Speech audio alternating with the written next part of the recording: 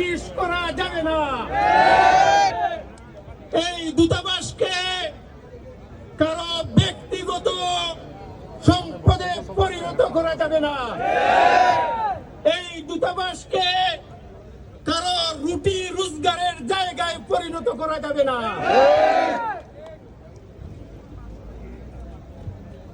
এই দূতাবাসের মাধ্যমে প্রবাসী বাংলাদেশের ন্যায্য অধিকারকে কোনো হয়রানি ছাড়া সহজলভ্য করতে হবে।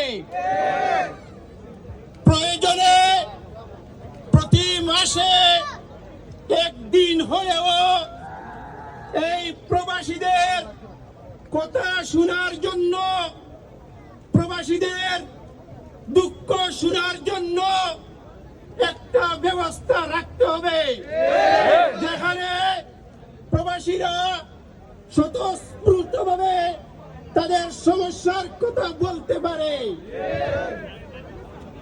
সব শেষে আমি যে কথাটি বলতে চাই, আজকের এই আয়োজন যে কথাটি নিয়ে, সম্মানিত রাষ্ট্রদূত, আমাদের এই বক্তব্য, আমাদের এই স্মারকলিপিকে আপনি অবহেলা করে ডিপ ফ্রিজের মধ্যে রেখে দেবেন না।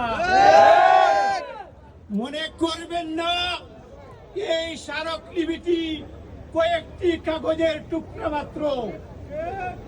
মনে করবেন না এখানে আজকে যারা দাঁড়িয়েছে তারা শুধু আজকে দাঁড়িয়েছে, আর মনে হয় আজ দাঁড়াতে আসবে না।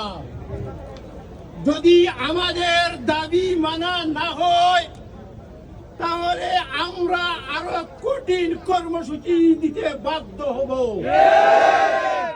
আমাদেরকে কঠিন কর্মসূচির দিকে টেনে নেবেন না।